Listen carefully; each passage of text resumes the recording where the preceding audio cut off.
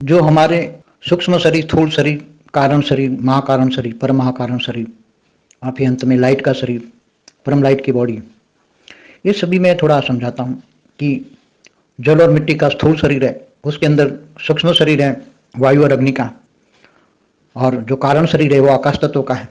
आकाश तत्व में जो स्थूल जन्म होते हैं, जो जन्म मरण चक्र में आते हैं, उनका रिकॉर्ड पड़ा होता है आकाश तत्व में सभी का, चाहे सूक्ष्मोतन में हो, ब्रह्मांड के सूक्ष्मोतन में भी हो, चाहे भूलोक हो, बुबुरलोक हो, या ऊपर के ब्रह्मापुरी हो, विष्णुपुरी, तो वो सारा कारण शरीर में ना आकाश तत्व में सारा रिकॉर्ड पड़ा होता है। आत्मा में ज्यादा पावर आती है, जैसे आत्मा विष्णुपुरी में गई तो वहाँ 50% तीन तत्व और 50% परम तत्व, तो वहाँ का जो शरीर बदल जाता है, वहाँ के शरीर में 50% परम तत्व आ जाते हैं, परम आकाश, परम वायु, परम अग्नि, तो उसको महाकारण शरीर कहेंगे। जब 100% आ जाए, शिवपुरी में जाए तो 100% परम तत्व, तो शिवपुरी में जाते ही महाकारण शरीर प्रकट होता है। महाकारण शरीर में सब रिकॉर्डिंग होता है, तो उसी टाइम स्थूल शरीर नहीं होता, सूक्ष्म शरीर भी नहीं होता, 100% परम तत्व का शरीर होता है, उसको महाकारण शरीर कहते हैं।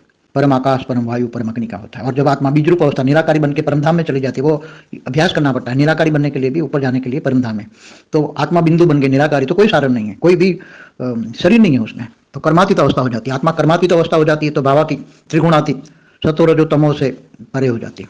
तमो कहाँ होता है? 5 तत्वों में होती है, तो तमो प्रधान होता है। जब विष्णुपुरी में जाते हैं तो रजो प्रधान होता है।